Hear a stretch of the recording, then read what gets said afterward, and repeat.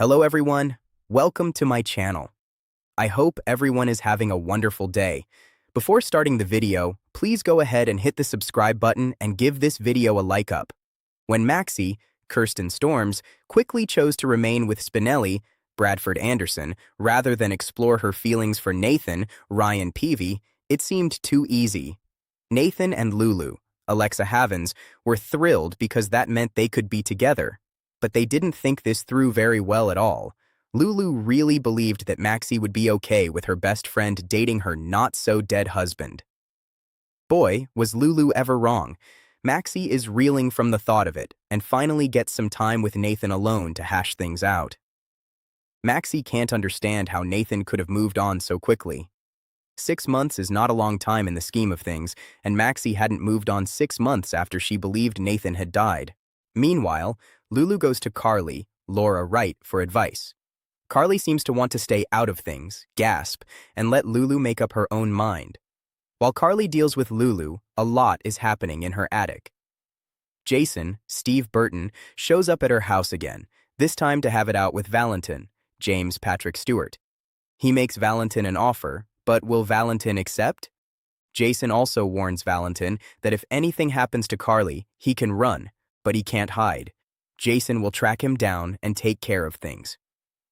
At General Hospital, Lucas, Van Hansis, updates Britt, Kelly Thibaud, on the plan to get her meds. A warm friendship is developing between the two of them. When Jason is gone by the end of the month, Britt will need Lucas to lean on.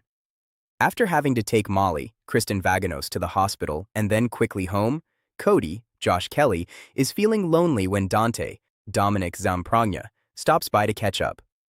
Cody asks Dante how he knew that Lulu was the one. Is Dante even thinking of Lulu right now, or is he thinking of Elizabeth, Rebecca Herbst? At Alexis's house, Molly discusses her health issues, and Cody with Christina, Kate Mancy. Will her sister have any good advice? Catch all new episodes of General Hospital weekdays on ABC and Hulu. On General Hospital, Carly is a powerhouse and sensational star with a dedicated team behind her in the hair and makeup department that tames those curls into the incredible style we love. Laura Wright's Carly Spencer has become a home staple of General Hospital. Since she leapt into the role in 2005, the character has shifted from a younger, much more volatile figure to a central part of the show's landscape. Carly isn't just a long-term survivor of the show's various plots. She is often the person around whom the major storylines revolve on a daily basis. Her consistency with her on-screen presence is a significant part of her brand, though it requires a daily routine that many viewers don't see. While Carly is known for her smooth blonde hair, Wright's natural hair is actually a head of tight curls. Every day of filming, the hair and makeup team works miracles to straighten those natural ringlets into the sleek style that has defined the character for 2 decades. Sometimes, it might be easy for Wright to blend in while on holiday, or off the set and downtown, such is the striking difference between Carly and Laura. It is a technical process and a labor of love, as the stylists have to keep her hair looking healthy and moving naturally, despite the heat and flat ironing required for studio work. That same team are always in the running for awards, and in 2025, the team was nominated for Outstanding Hairstyling and Makeup, although the award went to The Drew Barrymore Show. Beyond those looks of hers, Carly's longevity comes from her focus on her family. Whether she is looking out for her children or her love life, her actions usually stem from a practical sense of loyalty. She has evolved from her early days of scheming into a powerhouse of a woman who acts as a protector for those close to her. Wright, who made an early splash on shows such as Guiding Light and Loving before joining GH, brings a level of consistency to the role that has made her a fixture of daytime television and a fan favorite for millions of viewers. Currently, Carly is dealing with a Valentin, James Patrick Stewart, and Jason, Steve Burton problem, as well as the revelation that her daughter, Jocelyn, Eden McCoy, is an agent of the WSB recruited by Jack Brennan, Chris McKenna. With Nina putting pressure on her daughter, Charlotte, Bluesy Burke, to disclose the whereabouts of Valentin, and Jack putting that same pressure on Nina, Cynthia Watros, to make it happen. It's anyone's guess where things will go now.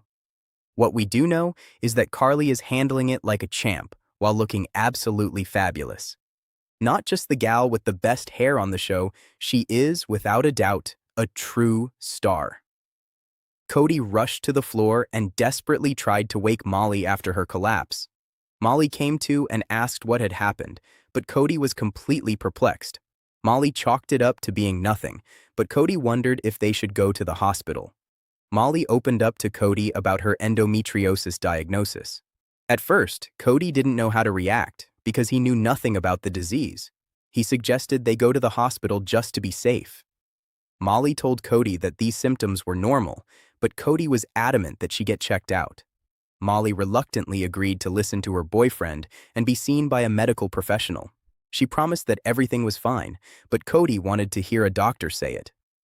While in the hospital waiting for him, he asked Molly for more information about her condition so he could better understand. Cody cared about Molly a great deal, so he couldn't help but be worried about her. Molly told her doctor that she hadn't refilled her pain pills, and that might have led to her increased pain levels. The doctor advised Molly to consider surgery, but Molly wasn't interested in fully confronting it.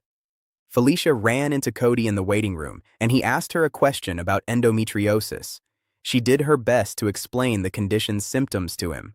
Cody asked if there was anything he could do to help someone who suffered from it, so Felicia encouraged him to be patient and supportive. Over the phone, Rick told Elizabeth he had a fantastic time on Valentine's Day and wanted another date. She promised to let him know. That was enough to satisfy Rick for the time being. Alexis was a bit taken aback to see Sunny meeting with Rick at Bobby's. She tried to give them some space, but curiosity got the better of her. Alexis approached their table and asked, "That's it? Are you firing Diane?" Alexis was furious with Sunny for the appearance that he'd dropped Diane for Rick after everything she'd done to keep him out of prison. Alexis reminded Sunny how disloyal Rick had been to him in the past. She demanded to know why Sunny would suddenly cast her out in favor of his brother, who had questionable morals and ethics. Sunny needed to put some distance between himself and Alexis when it came to matters within his organization. Alexis made a dig about Rick representing Sunny's alleged illegal activities. Alexis was certain that Sunny couldn't trust his brother, and she wouldn't be surprised if Rick double-crossed him. She was worried that a future dispute between Sunny and Rick would put Christina and Molly at odds again, after they'd finally mended things. Sunny touted Rick's success in Rocco's defense, as well as what he and Alexis accomplished with Michael and Willow's custody drama. Justine arrived just in time to break up the tension, running late for a meeting with Alexis about a plea deal. Sunny told Rick that he planned to keep his distance from Justine.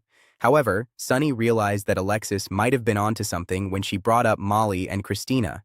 He gave Rick the opportunity to back out now before he became more entangled with his business. Rick offered to work on a case-by-case basis until Sunny fully trusted him.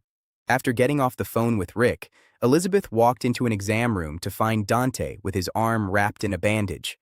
Evidently, Dante got into some sort of scuffle with Sunny's new dog. Elizabeth didn't know that Sunny had a dog, but the puppy was a hit with Donna and Avery. Dante joked that he wanted to keep the incident under wraps.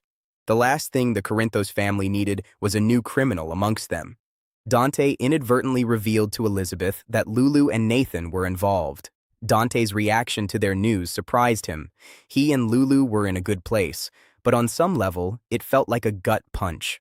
Dante acknowledged that he and Lulu had both moved on, and although he missed Sam every day, he was still blindsided by the news. Things were even more awkward because Maxie was the one who delivered the news to him. Shortly after her revelation, Lulu and Nathan showed up and confirmed it in person. Dante loved Nathan and Lulu both, so for now, he wasn't standing in their way. The timing was off, but Dante thought he was perhaps interested in Lulu again. Elizabeth reminded Dante that the past had a way of sneaking up on people.